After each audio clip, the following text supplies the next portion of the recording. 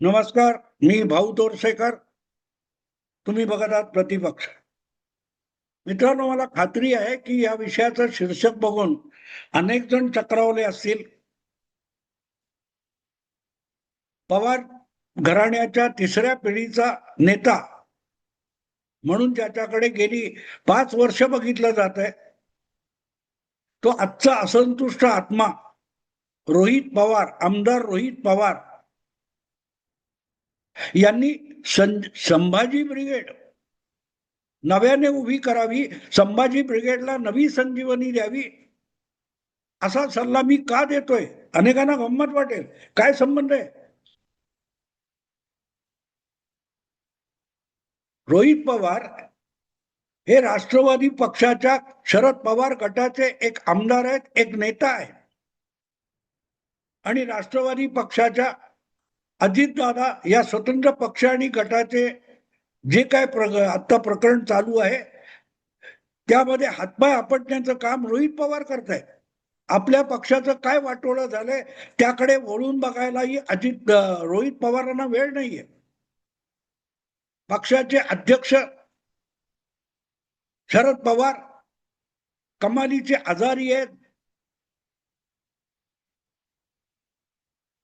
आणि कार्याध्यक्ष सुप्रियाताई हे आपल्याच कामात रमलेले आहेत आणि पक्षाचा पायपोस कोणाच्या पायात नाही, अशी परिस्थिती आहे.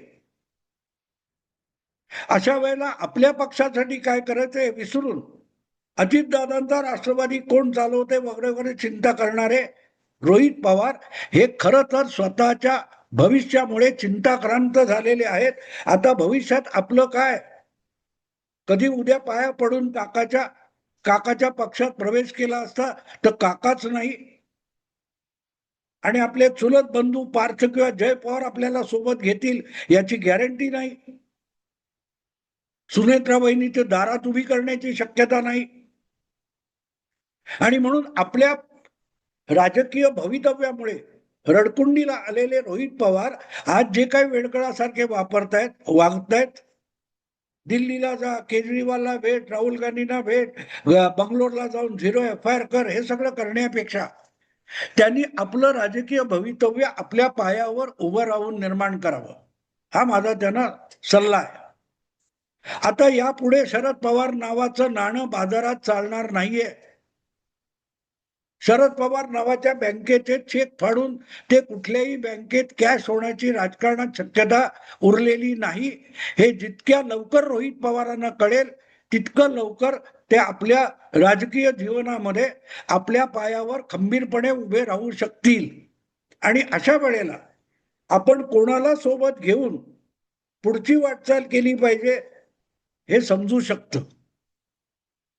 आणि मला असं वाटतं की आजच्या तारखेला त्यांनी इतके हातपाय आपटून देखील अजितदादा गटाच्या किंवा अजितदादांच्या पक्षातल्या कोणाकडूनही रोहित पवार यांना तिळमात्र सहयोग मिळत नसेल, पाठिंबा मिळत नसेल, दुजोरा मिळत नसेल, तर जे कोणी बरोबर आलेत,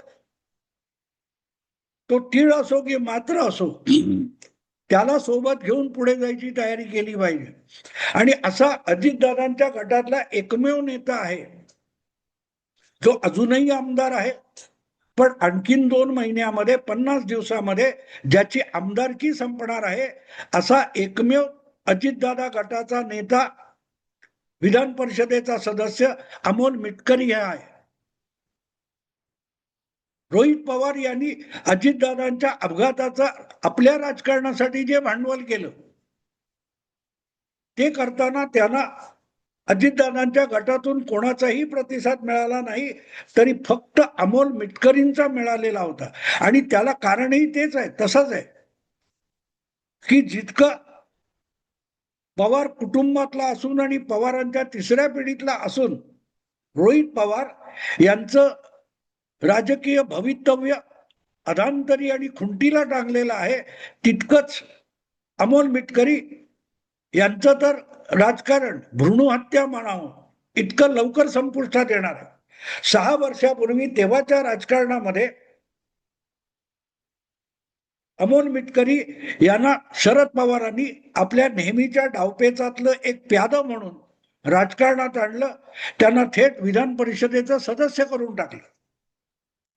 तेव्हापासून हळूहळू करत अमोल मिटकरी यांनी राष्ट्रवादी काँग्रेस पक्षाला संभाजी ब्रिगेडच्या हिंदुत्व विरोधी भूमिकेवर घेऊन जाण्यासाठी जेवढी बुद्धिपणाला लावता येईल तेवढी लावली. कुठली तरी एक मोठी यात्रा काढली होती राष्ट्रवादी काँग्रेसने, तुम्हाला आठवत असेल. जयंत पाटील प्रदेश अध्यक्ष म्हणून त्या यात्रेचं नेतृत्व करत होते. महाराष्ट्रावर फिरून आलेल्या त्या यात्रेची सांगता कोल्हापुरात करण्यात आली होती.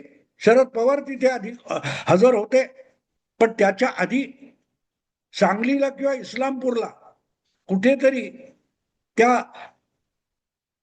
राज्यव्यापी पदयात्रेचा एक समारंभ होता आणि त्याच्या स्टेजवर ब्राह्मण पुरोहिताची टिंगल उडवत अमोल मिटकरींनी जे काय आपलं संस्कृतचं अज्ञान प्रदर्शित केलं होतं त्याचा व्हिडिओ गाजलेला होता. मम भार्या समर्पयामी वगैरे. तो त्यांचा पिंड हा काँग्रेसचा नाही, राष्ट्रवादीचा तर बिलकुल नाही. अमोल मिटकरी यांचा पिंड हा ब्रिगेडी आहे. संभाजी ब्रिगेड नावाची जी संघटना RSSच्या आणि हिंदुत्वाच्या विरोधासाठी उभी करण्यात आली, राबवली गेली आणि आता बारगळलेली आहे.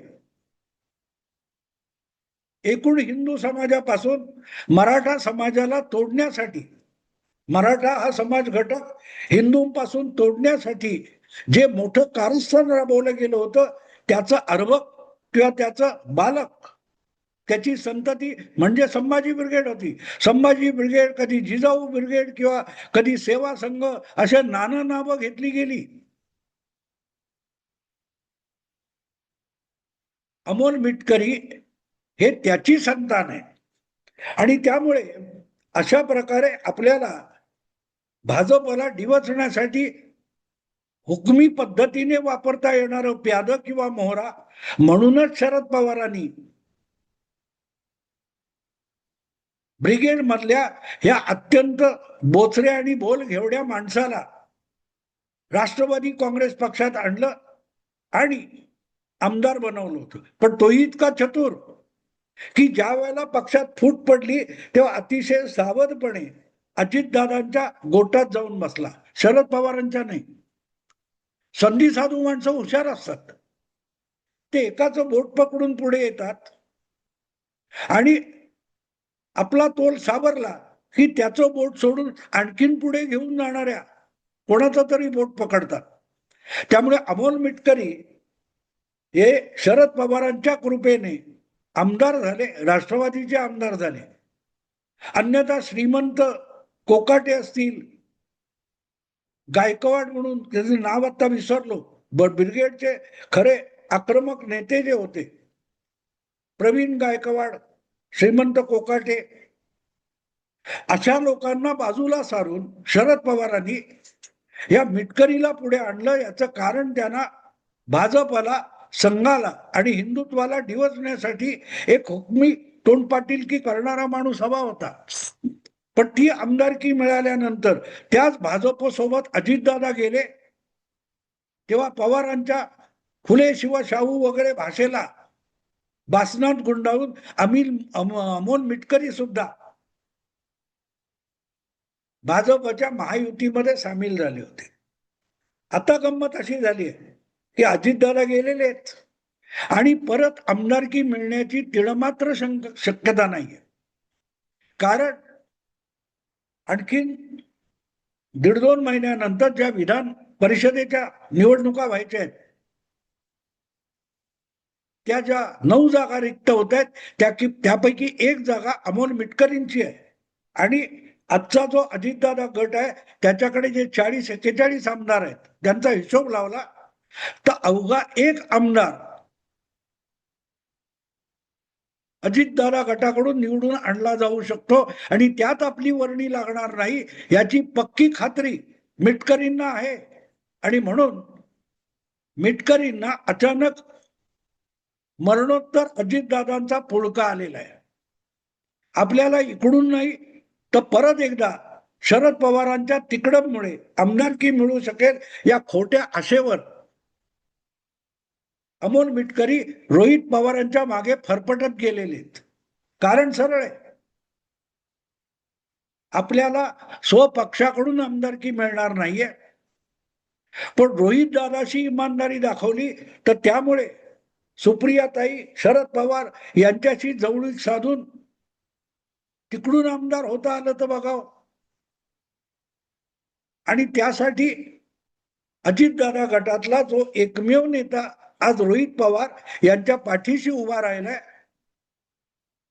तो रोहित पवारांना पुढे घेऊन जाऊ शकतो. रोहित पवारांचा जितका उपयोग अमोल मिटकरींना होणार आहे, तितकाच उपयोग अमोल मिटकरीचा रोहित पवार करून घेऊ शकतात. कारण रोहित पवारांनी एक गोष्ट विसरून जावी, शरद पवारांचं नाणं आता चलनी राहिलेलं नाही. तुम्हाला जर राजकारणात उभं राहायचं असेल आणि पवार कुटुंबाची पुढची पिढी किंवा नवी पिढी तुम्हाला सोबत घेणार नसेल, तर तुम्हाला स्वतंत्रपणे आपल्या पायावर उभं राहावं लागेल. आणि ते राहायचं असेल तर आपला एक अनुयायी वर्ग निर्माण करावा लागेल. प्रफुल्ल पटेल किंवा तटकरे यांच्यावर रोजच्या रोज तोफा डागल्या किंवा आडमार्गाने पार्थ पवार आणि सुनेत्रा पवार यांच्यावर शरसन्मान केलं म्हणून तुमचे पाय घट्ट होत नसतात. त्यांना इजा होऊ शकते, त्यांचं नुकसान होऊ शकतं, पण तुमचा फायदा होण्याची कुठलीही शक्यता नाही. तेव्हा रोहित पवारांना माझा सल्ला असा आहे की आज विस्कळीत होऊन पडलेली, मरणासन्न झालेली संभाजी ब्रिगेड नावाची जी संघटना आहे, ती मुळातच मराठा अभिमानातून, दुरभिमानातून निर्माण झालेली आहे. तेव्हा आपल्याला मराठा नेतृत्व करायचंय, ही खुणगाठ बांधून जर रोहित पवार राजकारणात वाटचाल करायला सज्ज झाले असतील, तर मला वाटतं त्यांच्यासाठी न मागता जी मदत आली ती अमोल मिटकरींची आहे. आणि आजही राष्ट्रवादी अजितदादा गटात आमदार असलेले अमोल मिटकरी यांनी आपल्या संभाजी ब्रिगेडच्या जुन्या नात्या गोत्यांना तोडलेलं नाही. अजूनही ते संपर्कात असू शकतात, ओळखी पाळखी असू शकतात आणि संघटनेचे बारकावे त्यांना माहिती असू शकतात. अमोल मिटकरी यांच्यासारखा खंदा वक्ता गमावल्यानंतर संभाजी ब्रिगेड हळूहळू अस्तंगत होत गेली, मरगळली. त्यातून ती संघटना सावरायला अजितदादा आपला रोहित पवार सारखा राजकीय नेता आणि अमोल मिटकरी सारखा वक्ता एकत्र आले तर ही संघटना नव्याने बाळसेदार होऊ शकते. आणि ज्या वेळेला अशी संघटना बाळसेदार होते तेव्हा कुठला ना कुठला पक्ष, मोठा राजकीय पक्ष, त्यांना आपल्या पंखाखाली घ्यायला उतावळा होत असतो. मला वाटतं रोहित पवारांनी ही संधी साधली पाहिजे. मराठा संघटना वेगवेगळ्या असतील, ब्रिगेड असेल, काय असेल ते, हे सगळे आज इतके विस्कटून गेलेले आहेत. आणि जे काय उरलं सुरलं जनमानसामध्ये मराठा संघटनाविषयी आस्था, आत्मीयता होती,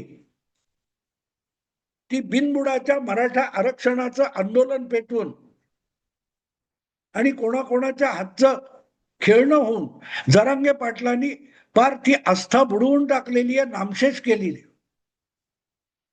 तिला नवी संजीवनी दिली तर उभं राहू शकेल एवढी धुकधुक संभाजी ब्रिगेड किंवा मराठा आंदोलनामध्ये आज सुद्धा आहे. पण एक गोष्ट आहे, त्यासाठी एका बाजूला थोडासा राजकीय आश्रय आणि दुसऱ्या बाजूला फरडा वक्ता असला पाहिजे. अमोल मिटकरींकडे ते उत्तम वक्तेपण आहे, वक्तृत्व आहे.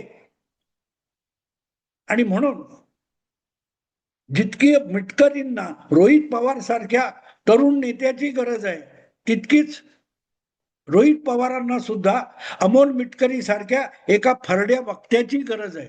हे दोघे एकत्र आले तर संभाजी ब्रिगेडला नवी संजीवनी मिळू शकते. आणि जर त्यातून पुढे एखादी राजकीय संस्था, संघटना उभी राहू शकली, पुढल्या पिढीतले तरुण मराठा त्यामध्ये एकवटत गेले तर त्याला राजकीय भवितव्य असू शकतं. शरद पवारांच्या बरोबरच मराठा राजकारणाचा एक प्रकारे आज बोहऱ्या वाजलेला आहे. कधी काळी काँग्रेस सारखा सत्ताधारी पक्ष मराठ्यांच्या मुठीत होता. शरद पवारांच्या धरसोड वृत्तीमुळे त्या मराठ्यांची सगळी प्रतिष्ठा आणि राजकीय ताकद लयाला गेलेली आहे. त्यातून सावरायचं असेल तर आधी मराठा घटक उभा करायचा आणि मग त्याच्या आसपास फुले, शाहू, आंबेडकर म्हणत इतर लहान सहान जातींना जवळ घ्यायचं. अशा रीतीने एक नवीन राजकारण उभं राहू शकतं. आणि आज महाराष्ट्रामध्ये ज्या प्रकारे निवडणुकींचे निकाल सातत्याने येत आहेत ते बघितले तर एक गोष्ट निश्चित आहे की महाराष्ट्रात विरोधी पक्ष राहिलेला नाही, पण विरोधी पक्षासाठी जागा आहे. महायुती म्हणून निवडणुका जिंकणाऱ्यांच्या मतांची बेरीज केली तर ती 50% आसपास जाते. म्हणजे 40-45% विरोधी पक्षाचा स्पेस आहे. आणि त्यामध्ये कोणी उद्धव ठाकरे, काँग्रेस किंवा शरद पवार हे नेतृत्व करणार नसतील तर नव्या नेतृत्वाला उदयाला येण्यासाठी भरपूर स्कोप आहे. रोहित पवार किंवा अमोल मिटकरी तेवढी मेहनत घेऊ शकणार असतील, अथक मेहनत घेणार असतील आणि लवकर आपल्याला फळ मिळालं पाहिजे इतकी घाई करणार नसतील तर पुढच्या 10 वर्षाची योजना बनवून त्यांनी संभाजी ब्रिगेड पासून नव्याने सुरुवात करावी. संभाजी ब्रिगेडला संजीवनी द्यावी आणि त्यातून भविष्यातला एक राजकीय पक्ष, ठीक आहे 8-10 आमदार निवडून आणू शकेल इतका पक्ष पुढच्या 7-8 वर्षात उभा केला तरी खूप आहे.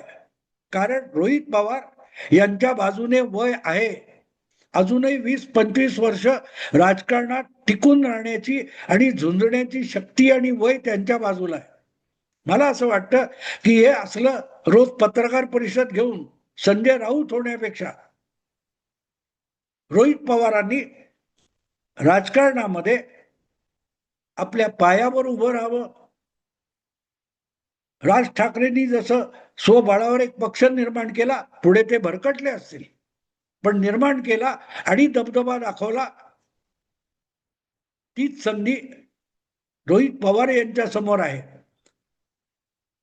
पळवाट शोधायची की आव्हान स्वीकारायचंय त्यांनी ठरवावं.